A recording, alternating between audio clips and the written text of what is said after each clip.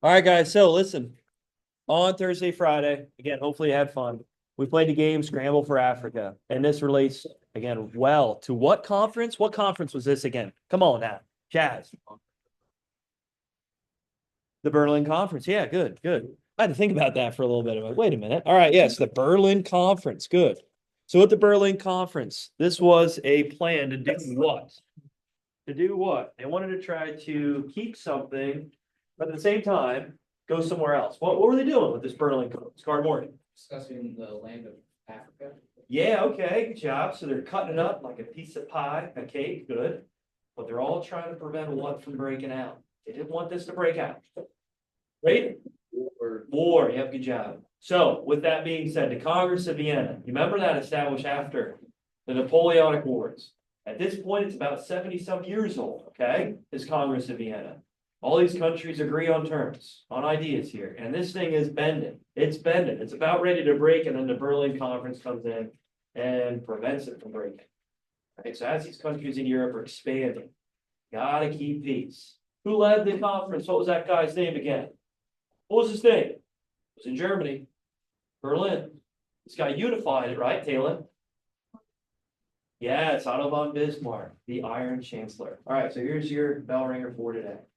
Let's get it rolling.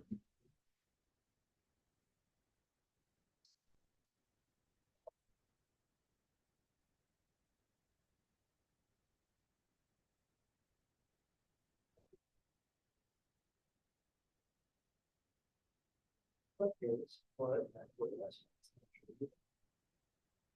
you think? Thanks, buddy. Have your hair.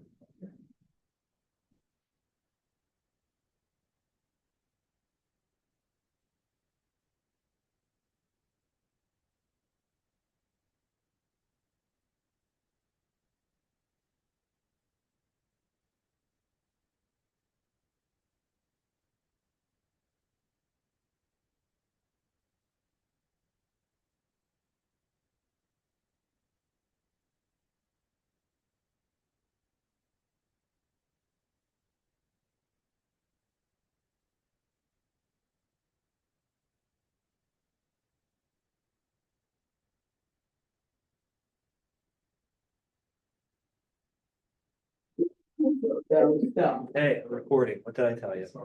Sorry, everybody on YouTube that's watching this. A lot of people. Yeah, sure. Yeah, I am recording. I told you this. Don't you pay attention? That's not it. I'm saying, can I talk to the viewers? No, it's not.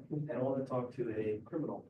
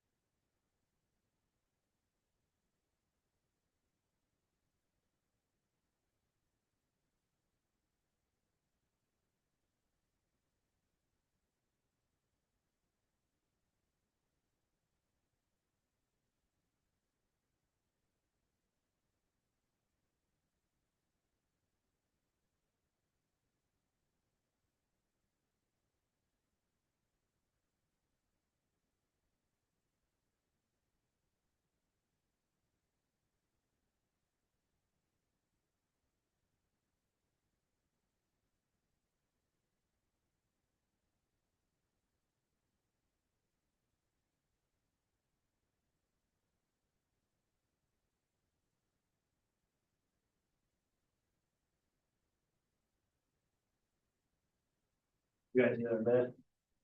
A little more?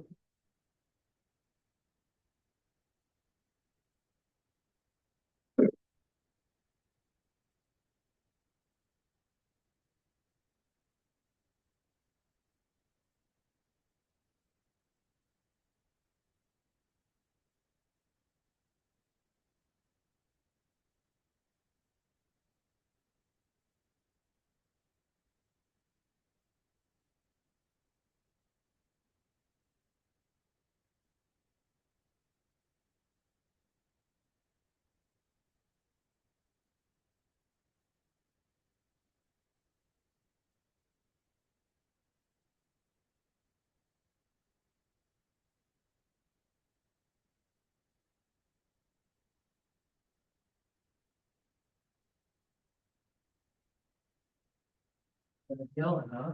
We'll watch this YouTube video later. You guys should do too. What did you yell, Brayden? Probably some cuss words, huh? Yeah, he did. Call you other mean. Called me mean names again. I did. That's worse than no dice in the bathroom, it's like. I bet you all I hear is cuss words and nice people rolling across the ground. Guarantee it. It was worth it. What? It was worth it. Yeah, I looked all over for it. I couldn't find it. Yeah. I figured Mr. Rupp, I figured either I was going to smell something. Yeah.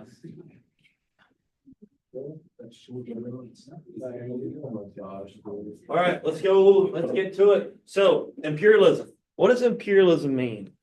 What does imperialism mean? Carter, thank you. Sending power out to other countries. Yes, good. So when we have these larger countries that are more innovative, that are stronger, that are bigger, okay, they are taking over smaller territories or lands in elsewhere, right? So these European countries, which you guys played the game, where'd you go? What continent? What continent? Huh? Africa. Africa, good job. The United States does the exact same thing, but in the Western Hemisphere. You guys will talk a lot about this. Probably 2 years yet, Mr. Shot. So it's called the Monroe Doctrine, right? And you can compare it to today's policies, ideas with Trump and Panama Canal and Trump with Greenland, right? So he's talking a lot about expansion when it comes to United States interests. Hey, that's a bigger country, the United States. They have a lot of influence economically, militarily, right? And if they want to try to push for something, chances are they're going to get it. Tariffs? I mean, you just heard about with Mexico and Canada. You guys see that in the news? No? Oh, okay. So in other words, he wants to try to secure the borders, north and south. And he's putting a lot of sanctions, a lot of tariffs on their goods. And guess what? They folded within hours. That's all. They're like, okay. Oh, we're sorry. And you can just see how with power, with economic power, you can kind of do whatever you want. And that's exactly what happened back then. But this was force, right? These were territory lands where people were forced as slaves in their own land, right? Right, so imperialism again, I use that example, my bigger brother, yeah, you remember that? He was like, when I talked about it, he's 6'2", and if he wanted something that I have, like a video game controller, or if he wanted to watch WWE Monday Night Raw, I was watching something else, he would watch it, right? He would watch, he'd take a remote from me, and that was it, nothing I can do about it, okay? So that's a good example, just like these European countries. All right, real quick, the game, when it comes to the territories, some were worth more points than others. Why? Why? Chad. Better material. Better materials, okay. They might have more of something too, right? When it comes to quality materials, that's a good point. So you got gold, silver, coal, oil. Rubber's the big one, yeah. Go ahead. Access to water. Access to water, good job. So you got rivers, you got ports, you got coasts, okay. So a natural means of transportation, good. Real quick. Belgium, they're a part of this too. And when it comes to this country, King Leopold II, I was going to show you a video. I'll attach a video to the video lesson. He used to do some damning terrible things to some of these African slaves, right? So obviously ammunition costs money, doesn't it? So sometimes you got to treat these slaves in a different means to get what you want. And rubber, again, was that resource he needed, he wanted. So he would cut off limbs, hands, arms, ears of many of the slaves to try to show through force what he wants. The more rubber they bring, well, you won't have to worry about your hand missing. And this was awful, terrible again when it comes to some of the actions of imperialism. All right. So with that, okay, on Thursday, Friday, we played the game. We're good there. Last thing I want to mention, social Darwinism. What does that mean? Social Darwinism. One of your terms. I don't know it. Come on now. Carter, again, it's on a roll. Hold up, he says. And he wasn't here on something. He was here, yeah, you were here. You left early one day. Yeah. It's a set of ideas that use Charles Darwin's theory of evolution. Yes, good job. So you're using the ideas of, right, his theory of evolution, where organisms evolve, they adapt to their surroundings. Well, guess what? Europe is competitive, right? They're going through this industrial revolution. These European countries have to adapt as well. They got to change. Okay, so social Darwinism, they're taking this theory of evolution and applying it to the countries of Europe. They're saying, hey, if you don't evolve, if you don't adapt your military, you're gonna fall behind. If you don't imperialize these territories and lands, you're gonna fall behind. And I know, sounds terrible, which we'll show you guys here towards the end of class, some political cartoons that are, man, really awful, but if you weren't doing it, someone else might, right? If you weren't taking these lands and conquering these lands, someone else might. So you gotta imagine, if it's an adversary of the United States doing this, right? Right, a good example, again, current events, right? If China is gonna go in and try to control the Panama Canal. Well, we gotta do something about it, right? We can't let them do that, and already they're moving these Chinese, well, influence from it, right? Already they're siding with the United States to freely move naval ships through the Panama Canal. So you can see with force, with power, well, you can get what you want, and that's a benefit. So again, with imperialism, all right, the way we try to take over some of these lands, it was awful, it was, but well, if we didn't do it, someone else might, and it might be even worse. Okay, here we go. So, sphere of influence, Suez Canal, Opium Wars, and the Boxer Rebellion. These are your terms. This is it. So when you're done, you can turn in these terms, and you're good to go. You're good to go. Ready for the test tomorrow. And I told you about it since last week, right, Ms. O'Neill? Yeah. I'm pretty sure it was Wednesday of last, that's a whole week. Yeah. So, hopefully you guys are ready to go. Hopefully you're using the booklet and the Quizlet that Ms. O'Neill made for you. So say thanks, go ahead. Thank you. Oh, yeah. You're welcome. Are they gonna use it? I don't know. But, Well, use your vocab terms too. Yep. Especially if they're in your own words. vocab, video lessons, YouTube, I got a lot of followers. The, bell ringers, ding, ding, bell ringers, Bell ringers. Alana, Mr. Butler. Alana was supposed to go library, but she said she didn't want to go because she thought it was a joke. I hope that Miss Walker wants to do. Wait, did she tell you that? Oh, why didn't you go? Because I don't trust you. I didn't say it. I didn't know anything about it. Ms. No, O'Neill was you just were there. up there. See back in. No, I needed to get that. I left it outside the bathroom. Okay, well, Yeah, you had me on a wild goose chase, look at me. wow, goose chase. There you go.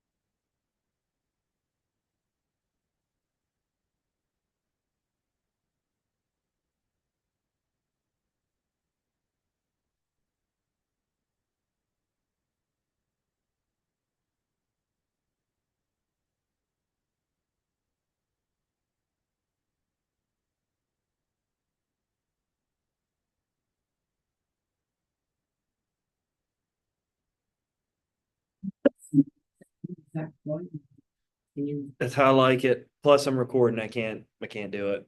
Copyright, they'll take me down. I was gonna play some Fetty Wap, but I didn't then. Dude, turn around. I can't take you seriously. That lip. What? Your lip. Get that bad. You're like biting it or something. Not biting. You were. Sick. It looks bad. Terrible. You gotta put something on it. One. Zap. I don't know. I got gas.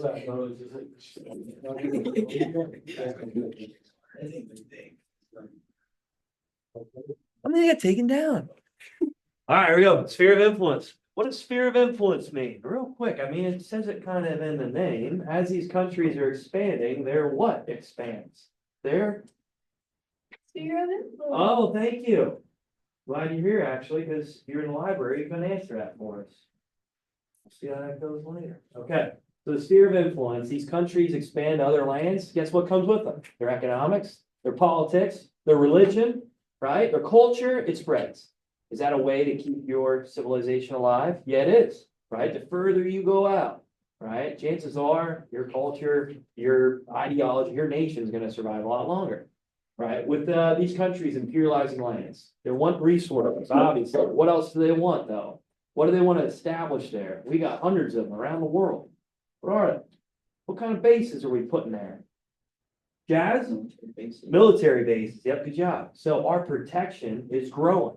Okay, and there's a reason why we've only ever seen a few attacks on American soil. Why? Because our sphere of influence is massive.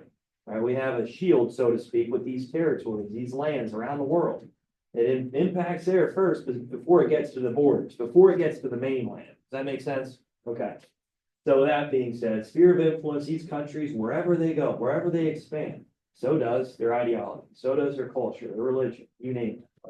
All right, Suez Canal. We're going to talk about these terms here, the Opium Wars, the Boxer Rebellion here today. These are examples of imperialism that, man, right? Some of them were good creations, but the way it was created, maybe not the best. So please follow along.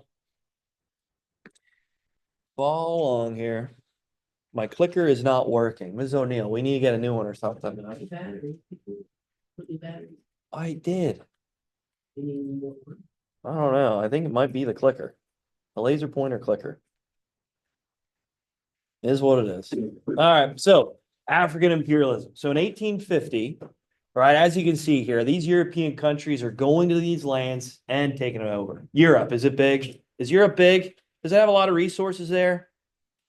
Europe? No, it's limited. So they got to go elsewhere. Well, here's a whole continent that's untapped. Here's a whole continent that doesn't have any resources or materials, right? It's just waiting to be utilized, right? Obviously, you don't want to say conquered, but this is what happens. These European countries with their strong militaries, their innovative militaries, come in and take it for what it's worth.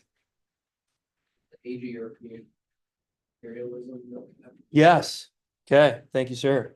All right. So real quick with your map, right? As you guys are playing this game, okay, your guys' map looks totally different. I get that.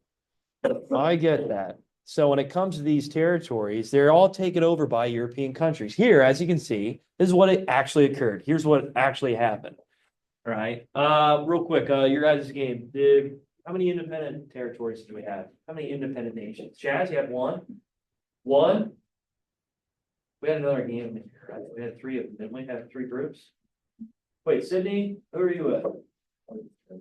Oh, okay. So anyway, there's only two. There's only two. So you guys are very close with one, right? So this simulation actually worked pretty good.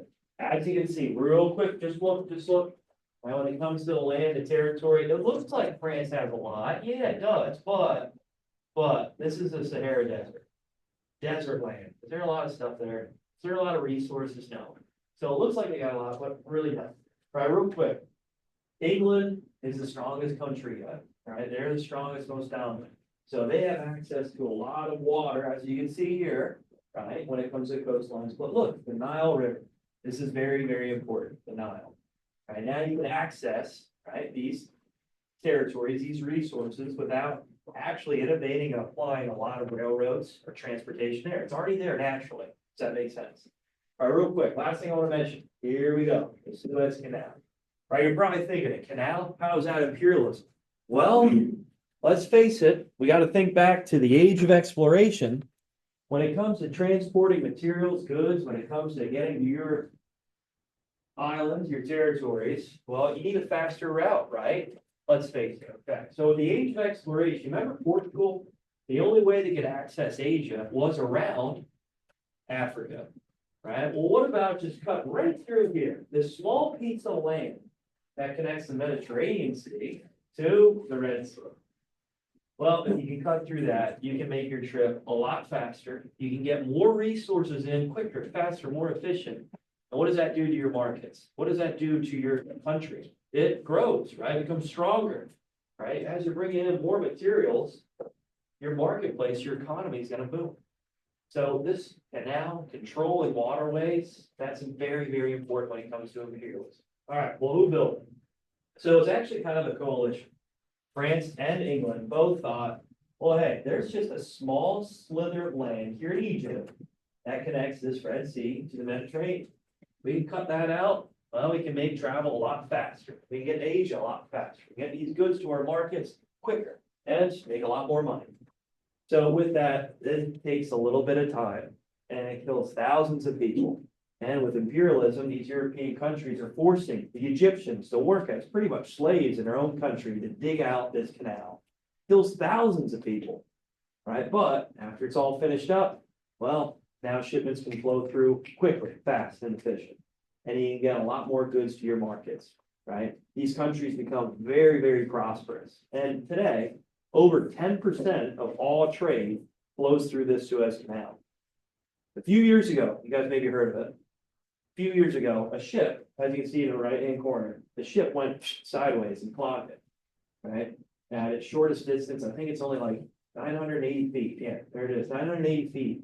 So this ship, as it turned sideways, you're probably looking at, oh, big deal, right? They can move it, it's no big deal, it's just blocking the canal. Well, this caused a massive global supply chain issue, right? We're already going through the pandemic, COVID-19, right? But then all of a sudden, this gets clogged up and prices of goods went through the roof because this is an important means of travel, an important means of trade. And whoever controls it can charge whoever they want, right? Yeah. So the Suez Canal gets brought up quite a bit. Just recently too, terrorist groups, terrorist organizations, they go to the Suez Canal to try to create havoc, right? They try to go there to try to steal shipments, steal supplies and materials. Let's face it, right? If a battleship's going through there, is there really anywhere they can go? No, it's just that small area. So perfect timing to light it up. So anyway, the Suez Canal is very important when it comes to trade. Real quick, in the 1950s, Egypt eventually nationalizes it, meaning they take it from the European countries, and it was a big heated issue, right? It came to a point where these countries were up in arms, ready to start a war. And then the United Nations stepped in and said, hey, we just got done with World War II. Can we not do this, please, please? And then obviously the canal was allowed to be in Egypt's possession, which a lot of people are still upset by, because maybe it's not all great. Maybe corrupt things happen. All right, last thing I want to mention is that we would create a canal, well, the Panama Canal, very much like here, the Suez. And this will help when it comes to military movements, when it comes to shipments across the Western Hemisphere. And it's in the news cycle here today, obviously, with Trump trying to kick out Chinese influence, allowing our ships to move freely through it, saving us a lot of money. And we can get our military to Atlantic Pacific quick and fast. Okay. So that's important. Canal, right? I know you're probably thinking, really, a body of water? But yeah, it's very important. So again, that picture in the bottom left here, you can see that blue route from Europe to the Indian Ocean. It is a lot faster. It cuts the time in more than half, right?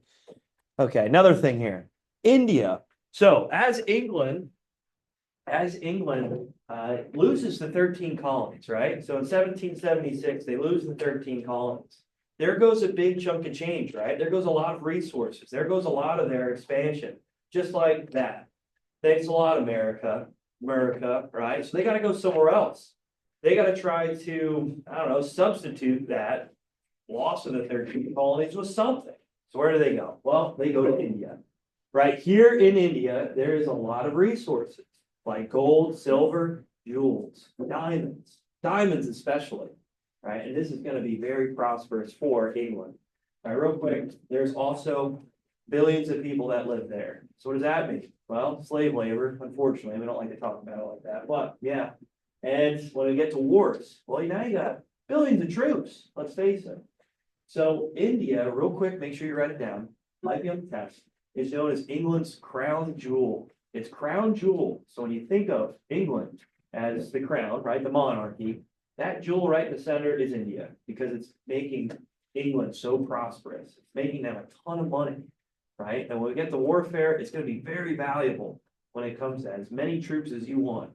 Even though they're not tied to the conflicts, yeah, by imperialism, they're going to fight this war, which is pretty sad if you think about it.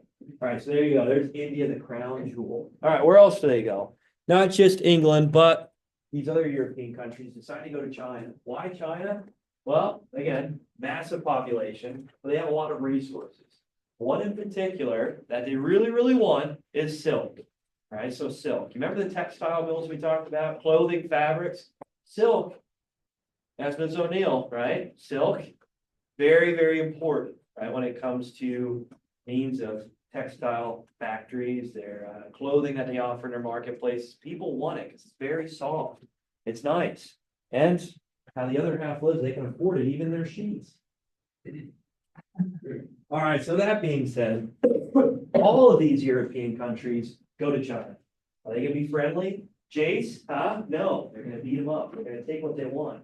They might even bloody up their lips a bit. Yeah, okay, so with that being said, these European countries take advantage. Guess how they do it, right? Yeah, they have a stronger military. That means you can wipe out millions of people, sure, by just a small skeleton crew. Right? If you ever hear skeleton crews, that's what it means. You good, Max? What are you doing there? Are you playing like a guitar or something? No, okay, okay. Anyway, so what do they do? What do they bring to European countries? They bring opium. What's opium? Anybody? What's opium? In other words, what? Okay, it's drugs. It's like heroin. Right? So they bring opium there. They bring these drugs to China. They get the people addicted to these drugs, and they can have their way with them. They can say, hey, we'll bring you more opium. You just give us all your resources. You give us all your goods. You want to work as a slave in your own land? They're like, yes, just give me more opium. It's crazy. It's wild. I get that. But a lot of these influences here that are outside, and if you get these people addicted to a drug that they never had before, you can literally have your way. So these opium wars start because China doesn't like their people are addicted to drugs. And these European countries are taking all the resources, all their valuables, profiting off of it after of the death of the Chinese. So there's many rebellions that happen. One of the biggest ones, the Boxer Rebellion. They call it Boxer Rebellion because it was a different style of fighting that they had. Kind of like Muay Thai, right? Somewhat. And the Boxers try their best to push out these European influences, even the United States. But obviously they're outgunned, right? Their military is not capable of trying to push out these European countries, which comes close, but no. Last thing I want to mention, Hong Kong, right? Up until literally what, Ms. O'Neill, 2000? Say like 2000. Hong Kong was actually a British possession.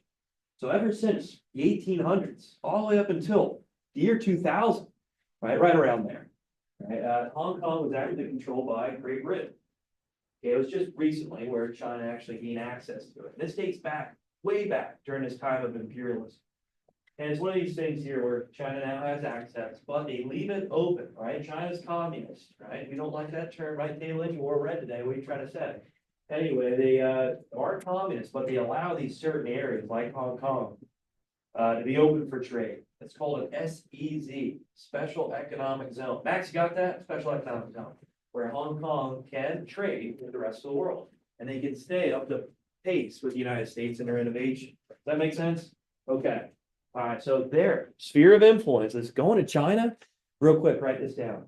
So throughout the 1800s and 1900s, for China, they called this the century. They called this the era of humiliation. Why? Because people were addicted to opium. They're getting killed. European countries just abused and took whatever they had. So it was pretty sad. Anyway, real quick, last thing I want to mention is these political cartoons. All right, so since we're running low on time, I was gonna have an assignment for you, but I know half of you probably won't even look at it. Right, Ms. O'Neill? I mean, yeah. All right, so real quick with these political cartoons, I'm just gonna go through them. As you can see, these European countries are abusing, taking, right, all these resources, these materials, and as you can see in the top right corner, getting them addicted to opium. Hey, current event, real quick. There's a lot of issues and concerns with fentanyl across our border. Where is that coming from? Mexico, but created by China. Wait a minute, are they trying to do the roles reversed here? Yes, maybe. So you can see how maybe things kind of shift back around. They forget about the opium wars? No, they didn't. Fentanyl is now a new drug here that people get addicted to and can cause a lot of havoc to a country. So anyway, here you go. Effects. Here's other countries, where they went, where they expanded. All right. The white man's burden. I didn't get to really talk about this, but real quick, an overview of it is during this time of imperialism. I know it sounds awful. I know it sounds terrible. All right. As these countries go in and just take over and force people as slaves, it was the white man's burden to civilize these areas, these territories. This poem was written, talked about during the time to give an excuse for the European countries to go there. They talk about the devilish people of these territories. They say, hey, the only way they can be corrected is if America comes in, if these European countries come in. They got to bring their religion, their culture, and try to bring these people back, right? Well, try to bring these people to modern times. All right, let's face it, right? Obviously, our culture, I won't say is a bad one, but the way we did it maybe wasn't the nicest way. All right, so anyway, here's some other examples of political cartoons. Just like the scramble for Africa. You remember that? You remember that? You remember Bismarck cutting up the pie? Yeah, of Africa. Well, this time kind of looks the same way, but it's China, right? These European countries are doing the exact same thing with China. All right, so here's examples then too of the white man's burden. So as you can see here, these European countries come in and they modernize these territories. They bring their culture and sophistication, and we see a change, a modernistic change to these areas. For the better? Well, it's up to you to decide. All right, another example. So Japan, real quick, Japan is going to be a country that stays up to pace with these European countries in the United States with modernization. We get to World War II, Japan's going to be right there as an industrial power. And yeah, they're going to be challenging us for sure. But they're walking all over Korea. They're walking all over China. Here's another good one, right? Sphere of influences. Here's a good example of England. Their tentacles wrap all around the world. They're gobbling up these territories, these lands. And I think that's a good one that emphasizes sphere of influence and how far England really went. All right, so you guys get any questions, concerns? Test tomorrow. Come prepared. Look over these political cartoons. I think some of you guys might like them, might see them as interesting. All right, perfect. Perfect.